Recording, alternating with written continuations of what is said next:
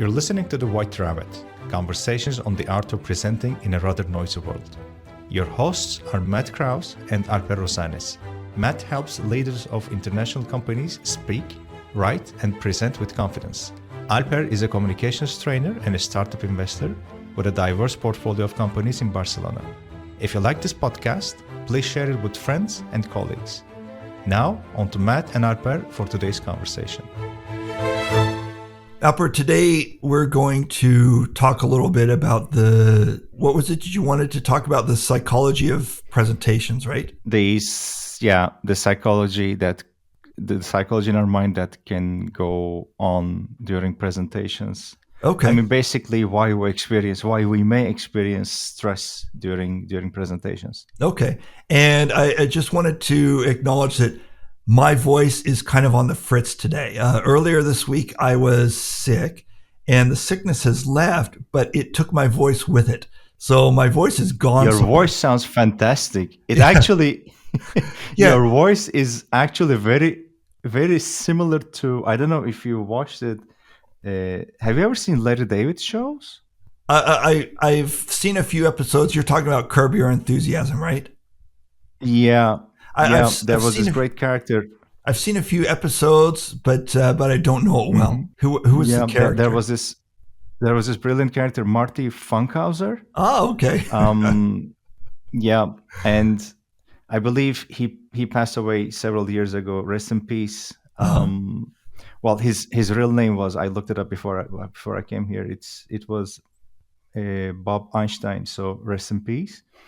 And it really resembles his voice. So I feel like I'm talking to him right now. So today's podcast episode is Alper Rozanes and what was this guy's name? Marty Funkhauser?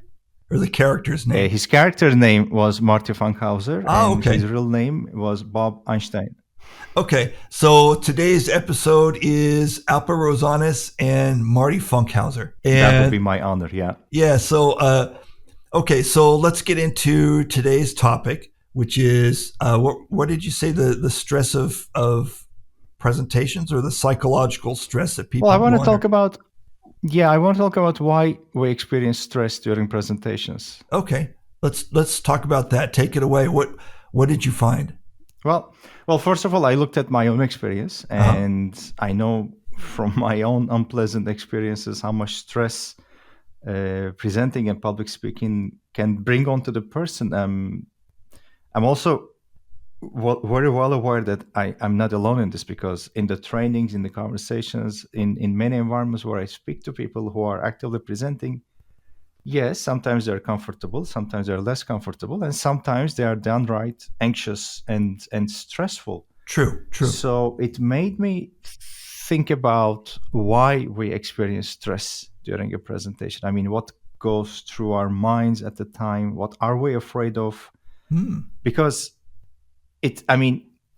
presentations are not deadly, but despite all this negativity, and I firmly believe that it's still a very critical skill in our professional lives.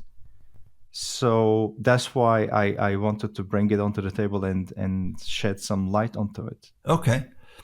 So what did you find? Well, when I did the research, first of all, I wanted to explore what situations we usually experience stress. I mean, completely independent from presentations or public speaking. Okay. And what I wanted to find, of course, I'm not looking for, hey, you're facing a big bear on the street, you experience stress. That's not the kind of stress that I wanted to explore. I wanted to explore specifically on experiencing stress in situations that really don't pose significant danger to ourselves or to other people around us. You mean like in a presentation? Is that correct? No, nobody's gonna. Yeah, exactly. Hopefully, nobody's gonna stand up and shoot us in the head or anything. Is that what you mean? Hopefully. I don't think it has happened before. Yeah. And I don't think it will ever happen. But during my reading, I came across a physician, a doctor's name, Gabor Mate. He's a Canadian-Hungarian doctor, and in one of his videos, something really resonated with me, and he was talking about three main factors that are sources of stress. I don't think it's like the only three, but they certainly make sense. Okay. And interestingly, I was able to align them with situations in which we find ourselves during presentations. The three things he was talking about, the three main factors are uncertainty, Okay. lack of information, and loss of control. So when we have these going on, it causes stress, and it makes perfect sense, actually. I mean, you're not certain, you don't have enough information about what's going on, what's going to happen, and you may be afraid of losing control. All of which are perfectly applicable to the presentation environment, at least to the ones that I have found myself before, and to many situations where people I work with find themselves. On top of those, I also believe personally that maybe a fear of making mistakes or a fear of looking stupid, they can also have a negative impact during a presentation. So three verified factors: uncertainty, lack of information, and loss of controls. And my own personal touch from my own aforementioned unpleasant experiences, the fear of making mistakes and fear of looking stupid in front of other people. Okay. So the three that you found, uncertainty, lack of control, and a lack of information. Is that correct? I find the third one, lack of information, I find this one the most interesting. So tell me more about that one, lack of information, because you're like the person with the most information in the room, right? So what are you lacking?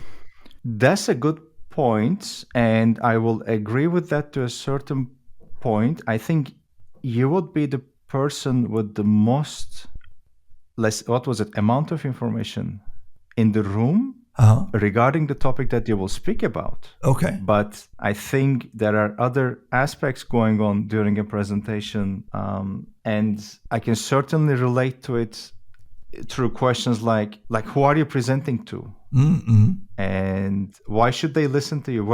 Where will they give the presentation? Is it going to be in a meeting room? Are you going to be standing? How much time will it be given? Will there be other presenters with you? And I understand that before, especially a business presentation, most of these questions may be answered, but maybe sometimes not.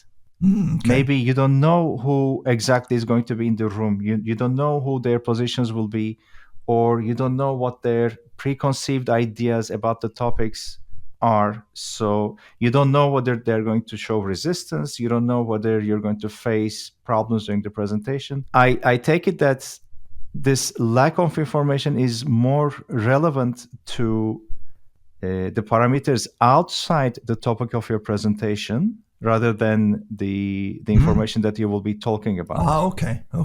And then you also mentioned lack of control, and there I can definitely relate to that. And you mentioned a few things that you don't control. You don't control who else is presenting with you. You don't control so many things. You don't control the mood of the audience members when they walk in the room. There's so many things that you don't control. What are some of the ways that you can overcome that barrier?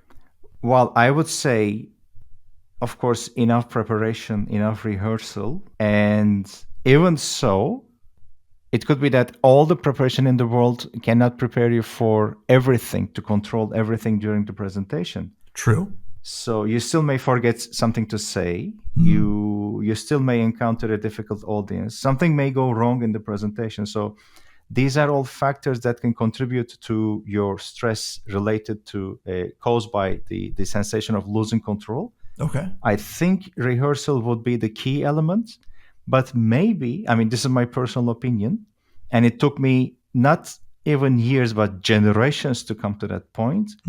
Maybe to try to see if you can feel comfortable with the idea of losing control. Okay. Interesting. I mean, I experienced this only 3 weeks ago, and before a full day's event, everything that could go wrong, technically at least, did go wrong. And I found myself in a nervous situation, not knowing what to do. Of course, I had enough preparations, but the technicalities, at least the difficulties in the technical area, went beyond even my own preparations. And I'm a self-proclaimed OCD, and I believe me when I say I have plan B, plan C, plan D, and this hit me with the letter J or K or something like that. And it was a huge loss of control. But after so many years of experiencing a lot of things, I had learned to feel a little bit of comfort, even the gravest situation of losing control. Of course, there was nothing. Again, there was nothing lethal. There was nothing deadly. But it was. I mean, it was a round of technical difficulties or challenges, and at the end, we took care of them. But during that moment, I think the most important thing to remember was, okay, even if none of my preparations are enough to tackle this issue, it's okay. I mean, it will be okay, and to stay comfortable in that loss of control situation. This lack of control, it reminds me of another thing. We've been talking a number of times over the past few episodes about nonlinear presentations. And one of the keys of a nonlinear presentation is that giving a nonlinear presentation allows you to walk into the room and see your audience and basically hand over control of the direction of your presentation to them. And so that they become the ones who say, okay, let's talk about this first, and let's talk about that, and then let's talk about that. So, and one of the things that you've mentioned here is that to become not afraid, you're not really becoming not afraid of losing control. You're becoming used to or confident in your ability to survive through this experience of losing control. So by knowing your material so well that you can deliver a nonlinear presentation, by knowing your material so well that even go ahead. No, go ahead. I have my idea. By knowing your material so well that you can deliver it pretty much whatever situation comes your way, whether it's a technical problem or whether it's, handing over control in a nonlinear presentation, you're basically exposing yourself through repeated you're solving the problem through repeated exposure that shows you that you're not going to die. Yes.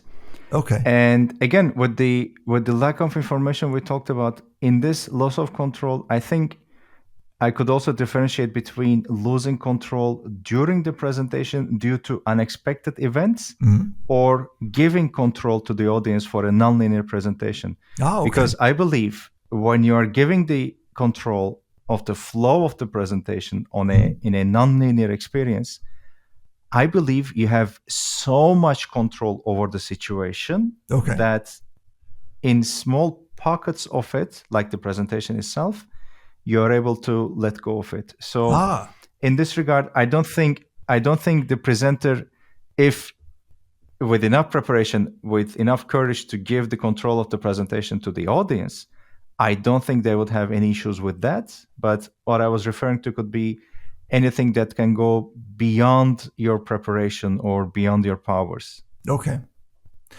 And at the same time, remember, it can be very stressful, depending on how comfortable you are with uncertainty. Because on top of all these things that we're talking about, imagine yourself during that presentation, you're literally putting yourself in front of people for critical evaluation. So I think it's quite normal to worry in such a situation, especially if you see things getting out of hand a little bit. Yeah. So we're about to run out of time, but before we wrap up, I've been kind of going in reverse order here. And one of the first factors that you mentioned was stress that comes from uncertainty. So since we don't have a lot of time to cover this, just tell me what kinds of things introduce uncertainty into a presentation, and what are some of the ways that you can deal with that? Well, some of it we already mentioned between loss of control and lack of information, because both of them are related to the concept of uncertainty. Sure. But in the uncertainty, I was more thinking of like some of the self-questioning or self-doubts that you may have on your mind before the presentation, which can stress you out. Like, do I have what it takes to make this presentation, or will I be able to make a positive impact on the audience? Is it do I have enough time to talk about this topic? So those kinds of questions can create a sense of uncertainty within yourself, towards yourself. Okay. And it could be one of the factors that causes stress during a presentation. And of course, it's not always easy to find 100% clear and complete answers to these questions, and they can add up. So this you've described sort of self-doubt. Am I up to the task? Am I good enough to make this presentation? So if I am about to give a presentation and I'm being hobbled by this self-doubt, what are some of the ways that I can overcome this? I think we need a whole new episode for that. Yes. And we should do a whole new episode for that. Okay. Yeah. Excellent. Well, that sounds like a whole standalone episode, or even a series of episodes on just that topic alone. Could be, yeah. All right. So this episode was just about identifying the problem without any promise of resolutions or help or tips and tricks. Yeah. And we will dedicate at least one, if not more, episodes on the solving part. So this episode was about identifying the problem, and Matt sounding like Marty Funkhauser. Was that the guy's name, Marty Funkhauser? Yeah, may he rest in peace. Or yes. The character, Marty Funkhauser. Bob Einstein. Bob Einstein. Yeah. Okay, so that's it for this week. Thank you very much, Alper. Thank you for listening to The White Rabbit with Matt Krause and Alper Rozanes. You can subscribe to the podcast on Spotify, iTunes, or through your favorite feed.